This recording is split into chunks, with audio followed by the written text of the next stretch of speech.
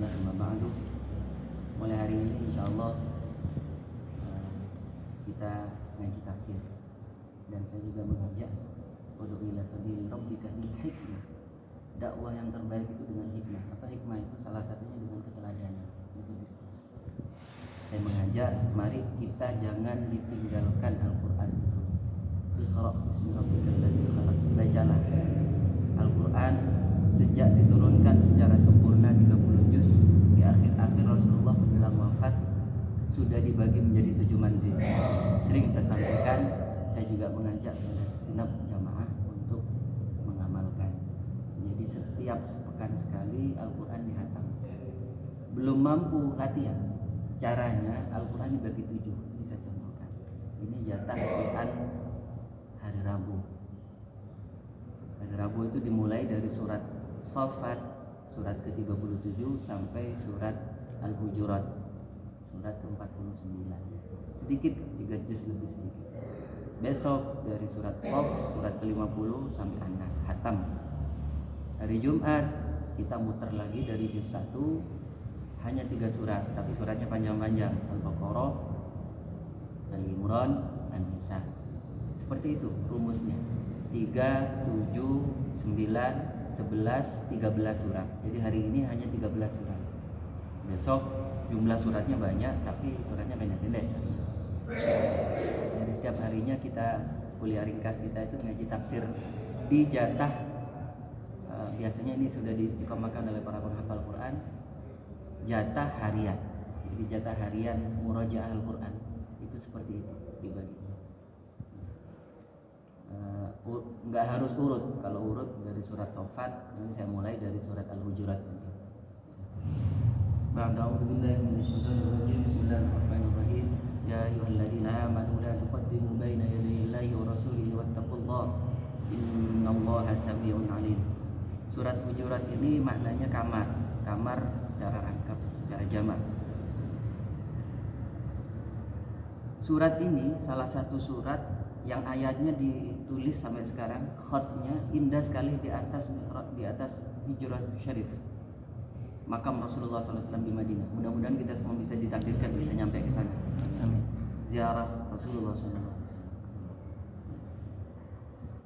Bunyi ayatnya, ya ayyuhalladzina amanu la tarfa'u aswatakum fawqa sawtin nabiy wa la tajharu bil qawli kajahri ba'dikum li ba'din an tahbata a'malukum wa antum la tash'urun. Innal ladzina yaghudduna aswatahum inda rasulillahi ulaika alladzina imtahanallahu qulubahum littaqwa lahum maghfiratun wa ajrun 'azim. Ini bab akhlak. Rasulullah salah satu karakter dasar beliau sangat pemalu. Dan Allah mengajarkan bab akhlak ini kepada orang yang sangat pemalu, Rasulullah SAW. Salah satunya beliau enggan menegur sahabat yang suka kadang kan ini sopan enggak kita di dalam kamar ada orang di luar manggil-manggil teriak-teriak, sopan enggak? Nabi digitukan sering gitu. Bahkan pernah Nabi itu pakai rida sama orang Arab, ridanya itu langsung tabut gitu sampai berbekas di lehernya. Diminta paksa, ya Rasulullah saya minta ini ya. Kalau Nabi ya dikasihkan saja. Akhirnya turunlah ayat ini mengajarkan tata krama. Kalau Rasulullah berbicara, Rasulullah itu suaranya pelan, ya, salah satu jawami'ul kalim, seperti menggema, tapi tidak keras ya, tidak kan ada suara orang yang menggema keras seperti Abbas paman Rasulullah itu keras suaranya, nyaring maksud saya. Nah, ketika Rasulullah berkalam itu sahabat diminta menurunkan suaranya. Jadi diminta diam. Jangan sampai mengangkat volume suara di atas volume suara Rasulullah SAW. Ini bab perilaku akhlak. Rasulullah sudah wafat, tapi sampai sekarang akhlak ini dipakai, diajarkan. Karena ulama warasatul, guru kita itu harus ditakrim oleh kita. Itu sebagaimana kita sebagaimana sahabat mentakrim, mengikram, memuliakan Rasulullah SAW berdasarkan ayat ini. dan itu salah satu indikator ketakwaan. Imtihan itu ujian.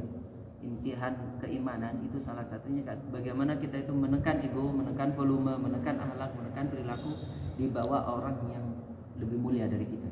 Siapa? Satu, orang tua secara nasab. Dua, guru secara sabab keilmuan, ya. Dan tiga, mertua. Tiga itu sama itu statusnya. Maksudnya orang tua di atas kita yang kita harus ta'zim kepada mereka. Ditegaskan di ayat keempat, innal ladzina yunadunaka min wara'il hujurati aktsaruhum la yaqilun.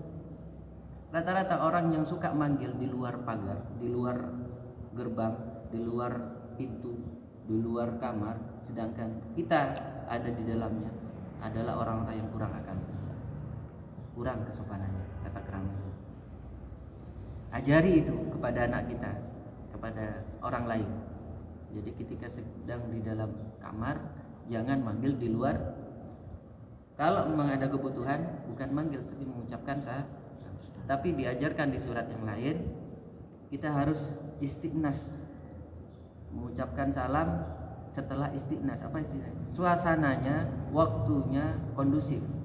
Jangan jam 1 malam kita bertamu pada orang lain. Itu tidak wajar kita bertamu pada orang lain di tengah malam misalnya. Walau annahum sabaru hatta takhruja ilaihim lakana khairul lahum. Seandainya mereka sabar nunggu sampai engkau keluar, Rasulullah menemui mereka. Rasulullah itu mencontohkan secara sempurna bagaimana secara privat beliau, secara pribadi pada ahli keluarganya, tapi juga secara umum kepada masyarakat. Jadi ketika beliau ada di dalam kamar, beliau sosok teladan yang secara sempurna di dalam kamar. Contoh sederhana, Rasulullah pernah tidak menjawab salam ketika ada di dalam kamar, ya, karena memang tata keramanya tidak benar. Nunggu sampai Rasulullah keluar di dalam. Dan ini di ayat 5 ini menegaskan, walau annahum sabaru, seandainya mereka itu sabar sampai engkau keluar ya Rasulullah, ya, lakana khairul lahum, itu sungguh baik bagi mereka. Ini tata krama ini dipakai oleh pesantren. Jadi kalau mau ke kiai menunggu bilang. Ini bukan bukan tradisi yang tidak berdasar, mengajarkan tata krama. Ya. Satu lagi ayat, ya ayyuhalladzina amanu in ja'akum fasiqun binaba'in fatabayyanu. Ini ayat tentang tabayyun. Zaman ini zaman hoax. Zaman ketika berita itu tidak jelas antara fakta dengan fitnah. Berita yang tidak benar itu fitnah. Maka pada zaman Nabi juga pernah terjadi.